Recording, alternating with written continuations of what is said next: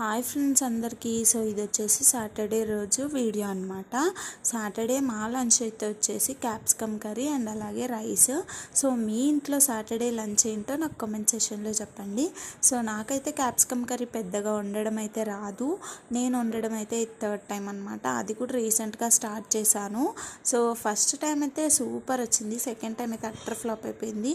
మరి third time ఎలా వచ్చింది అనేది మీరు గెస్ట్ చేసి కామెంట్లో అయితే చెప్పండి.